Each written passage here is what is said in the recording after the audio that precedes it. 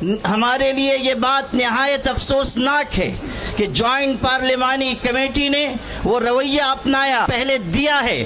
اس نے یہ واضح کر دیا کہ وہ امینڈمنٹ بل میں ترمیمات کے لیے سنجیدہ نہیں ہیں بلکہ وہ کسی مخصوص ایجنڈے کے اوپر کام کر رہے ہیں.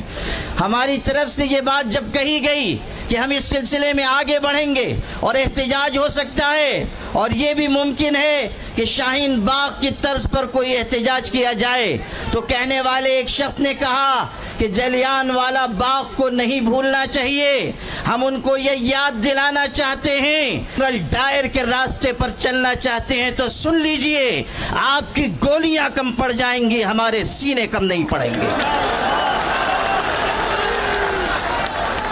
آپ کس کو دھمکی دے رہے ہیں اور آپ کس قوم کو مخاطب کر رہے ہیں کہ آپ یہ سمجھتے ہیں کہ مسلمانوں کو خون کی ننھی منی ندیوں سے چل سکیں گے؟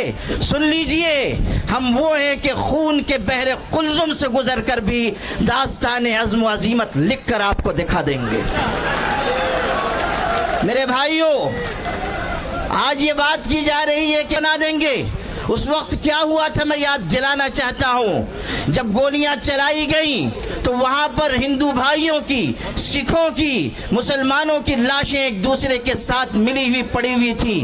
آج بھی ہم اسی راستے پر ہیں اور آپ اگر انگریز کے راستے پر جانا چاہتے ہیں تو سن لیجئے، اتیاچار کرنے والے کبھی اس دنیا میں عافیت کے نہیں گزار سکتے.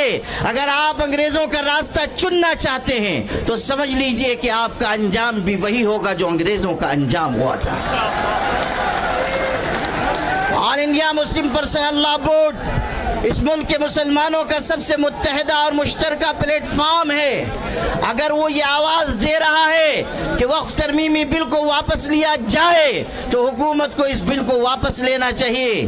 یہ مت سمجھیے کہ صرف چند ہزار مسلمان جمع ہوں گے اور بات مکمل ہو جائے گی.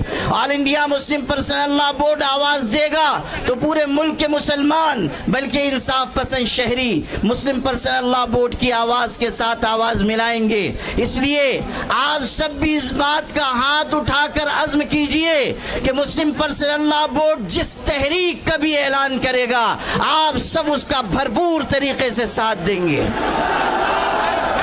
آپ اس روزے کی حالت میں اس بات کا عزم کیجئے کہ ہم انشاءاللہ اپنے حقوق کی اپنے حقوق کی لڑائی آخری سانس تک لڑتے رہیں گے. اس حقیقت کو ہمیشہ یاد رکھیے کہ اپنے حقوق کی آواز جتنی دیر سے اٹھائی جاتی ہے اتنی ہی زیادہ قربانیاں دینی پڑتی ہیں. اس لیے اگر آج ہم آئے ہیں تو اپنے اندر ایک قربانی کا جذبہ بھی پیدا کریں اور یہ پیغام پورے ملک تک پہنچائیں کہ ہمیں اس ملک کو بھی بچانا ہے، اس ملک میں محبت کے پیغام کو بھی عام کرنا ہے اور سب کو ساتھ لے کر ہمیں اس سمت میں جانا ہے جس میں ملک کا بھی بھلا ہو اور ہماری ملت کا بھی بھلا ہو. آپ کی یہ قیادت جو یہاں موجود ہے، اگر آپ اسے بوڑھی اور بزدل قیادت سمجھتے ہیں تو سن لیجئے، آج یہ یہاں بیٹھے ہوئے ہیں لیکن کل اگر اللہ نے ایسا موقع دیا کہ ہمیں اس لڑائی کو آگے بڑھانا پڑا تو آپ دیکھیں گے کہ یہ قیادت قلم اور کاغذ چھوڑ کر ہتھکڑیوں کا بھی استقبال کرے گی اور اپنے سینے کھول دے گی اور آپ کی لڑائی آخری سیڑھی تک لڑی جائے گی.